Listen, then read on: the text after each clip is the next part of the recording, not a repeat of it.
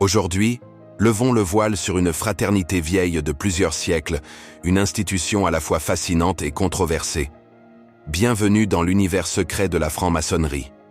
Au cœur des villes et des campagnes, derrière des façades parfois anodines, se cachent des loges où se réunissent depuis des siècles des hommes et parfois des femmes, liés par un serment de fraternité.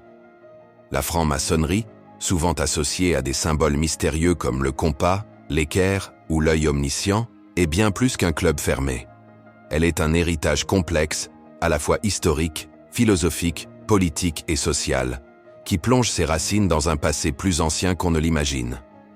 Tout commence bien avant la création officielle de la Grande Loge de Londres, en 1717, considérée comme la naissance de la franc-maçonnerie moderne.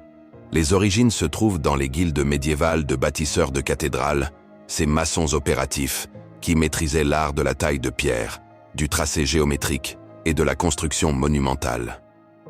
Ces artisans vivaient et travaillaient ensemble, transmettant leur savoir à travers des rites, des mots de passe et des signes de reconnaissance destinés à garantir la compétence et l'appartenance à la confrérie. Les loges, à l'époque, étaient autant des lieux de travail que des espaces de solidarité. Lorsque la construction des grandes cathédrales et châteaux déclina en Europe, ces loges virent affluer un nouveau type de membres, des maçons spéculatifs. Ceux-là n'étaient pas des artisans de la pierre, mais des hommes instruits, philosophes, nobles ou savants, qui trouvaient dans la symbolique maçonnique une source d'inspiration spirituelle et morale. La transition fut progressive, mais elle transforma radicalement l'ordre. De corporation de métiers, la franc-maçonnerie devint un cercle initiatique fondé sur la réflexion, l'éthique et la fraternité universelle.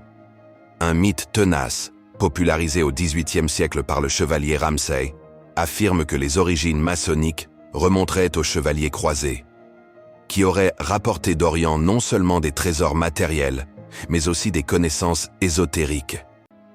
Certains vont plus loin et établissent un lien direct avec les Templiers, affirmant que l'ordre aurait survécu à sa dissolution en 1312 en se dissimulant derrière la maçonnerie. Historiquement, rien ne prouve ce lien, mais il alimente encore aujourd'hui romans, films et fantasmes populaires. D'autres récits évoquent des connexions avec l'Égypte ancienne, le temple de Salomon ou même les constructeurs des pyramides, faisant de la maçonnerie l'héritière d'une sagesse universelle transmise de civilisation en civilisation. Au XVIIIe siècle, la franc-maçonnerie se structure et se diffuse rapidement en Europe et en Amérique. Elle attire des personnalités influentes, philosophes des Lumières, militaires, rois et présidents. Voltaire, Mozart, George Washington, Lafayette. Tous furent initiés, trouvant dans les loges un espace de liberté intellectuelle rare, dans des époques souvent marquées par la censure religieuse et politique. Les idéaux maçonniques, liberté, égalité, fraternité, influenceront directement certains mouvements révolutionnaires, notamment la Révolution française et l'indépendance américaine. Mais derrière l'image d'une confrérie philanthropique et éclairée, la franc-maçonnerie cultive un goût du secret qui alimente les soupçons. Les rites initiatiques, avec leurs serments solennels, leurs mots de passe et leurs gestes codés, sont soigneusement gardés à l'abri des regards extérieurs. Les symboles, l'œil qui voit tout, la pyramide tronquée, le G central, font l'objet d'interprétations multiples. Pour les uns, il s'agit d'outils pédagogiques destinés à transmettre des valeurs. Pour d'autres, ce sont des marques d'appartenance à un réseau occulte influent. Parmi les anecdotes les plus étonnantes, peu savent que le symbole de la ruche, aujourd'hui oublié, fut un emblème maçonnique fort, représentant l'industrie, la coopération et la prospérité collective. D'autres ignorent que chaque degré d'initiation possède sa poignée de main distincte, permettant aux membres de se reconnaître discrètement. Ces gestes, appris uniquement au sein de la loge, sont l'un des aspects les plus intrigants pour les non-initiés. L'histoire maçonnique recèle aussi des chapitres moins connus, comme celui de la franc-maçonnerie noire américaine. À la fin du XVIIIe siècle, un homme libre de couleur, Prince Hall, fonde la première loge maçonnique pour Afro-Américains. Dans une Amérique esclavagiste, ces loges deviennent des refuges pour discuter d'émancipation et organiser la résistance. Plus tard, elles joueront un rôle central dans le mouvement des droits civiques, offrant un réseau structuré et une base idéologique solide. Certains dirigeants de ces loges affirmeront même que la franc-maçonnerie trouve ses racines en Afrique, suggérant une filiation spirituelle oubliée par l'histoire officielle. Cette dimension transnationale et interculturelle de la franc-maçonnerie explique en partie son attrait persistant. Elle dépasse les frontières religieuses et politiques, se présentant comme une fraternité universelle. Mais cette universalité affichée ne l'a pas protégée des critiques. Accusations de complotisme, de manipulation politique, d'élitisme. Dans certains pays, elle est même interdite ou sévèrement encadrée. Des régimes autoritaires y voient un danger potentiel, craignant que ces réseaux ne servent de foyer de contestation. Aujourd'hui encore, la franc-maçonnerie reste active dans de nombreux domaines. Actions caritatives, bourses d'études, soutien aux orphelins et aux veuves des membres, mais ces réunions continuent de se dérouler à huis clos, perpétuant le parfum de mystère qui l'entoure. Ce mélange de bienfaisance publique et de rituels confidentiels alimente les fantasmes, sociétés secrètes aux ramifications mondiales pour certains, simples clubs philosophiques pour d'autres.